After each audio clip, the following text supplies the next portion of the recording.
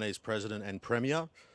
Your administration has raised deep concerns over a very long period of time about the Chinese Communist government's aggressive coercion and intimidation tactics, maritime claims in the South China Sea, as we've seen with the situation with the Philippines, state-sponsored cyber attacks. Last week, we heard from the spy chiefs talking about theft of intellectual property on an industrial scale, and obviously human rights abuses. What do you make of China's re-engagement with Australia? Can Australia trust Beijing?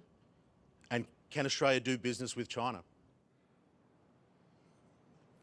Trust but verify is the phrase. And look, China is having their own internal and external difficulties right now. China's economic growth is stagnant compared to what it was.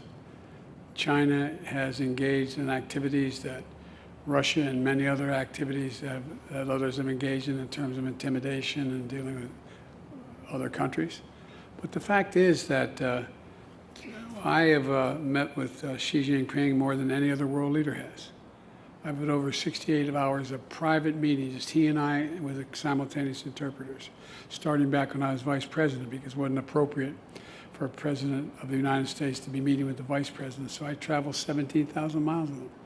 And I've subsequently, in addition to that 68 hours, I've also had another, they tell me they keep meticulous contact, another, I think, 12, 15 hours of discussions, just he and I. And I think that he is realizing that there are, for example, his Belt and Road Initiative. Well, we're going to compete on that, and we're doing it a different way. The Belt and Road Initiative has ended up debt in a noose for most of the people who have signed on.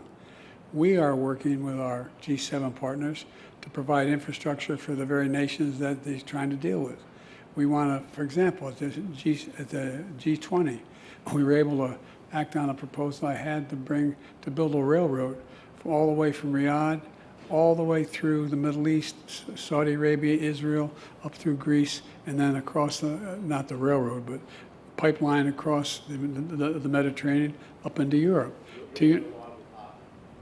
Pardon me? You're the reliable partner in terms of when you say you're going to deliver something, the US and its partners deliver. I hope, not just me, I hope the United States is a reliable partner when we act. But it wasn't just the United States that agreed on that.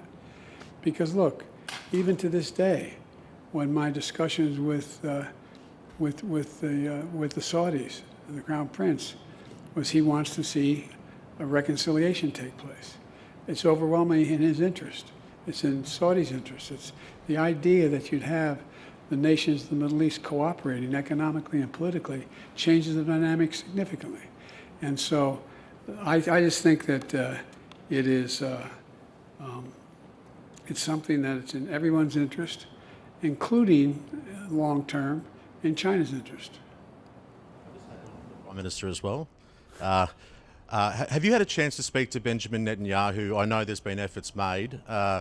Obviously, the President was there in Israel last week. Are you still endeavouring to speak to the Israeli Prime Minister?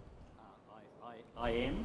I have spoken with the Israeli ambassador on a number of occasions.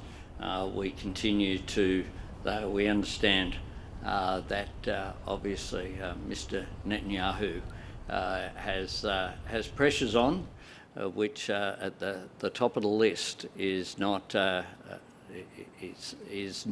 the discussion with the Australian Prime Minister.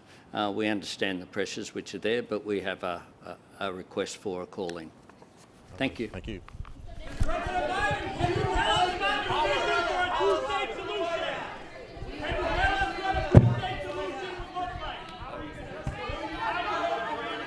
Thank you, everybody. The press conference has now concluded. Thank you, everyone. New speaker. Sir. Will you invite the speaker to the White House? Any message for the new speaker? Mr. President, have you met my son? Joint projects announced today in mind-boggling solar space. Concerned with the war in the Middle East? Just go out for ice cream.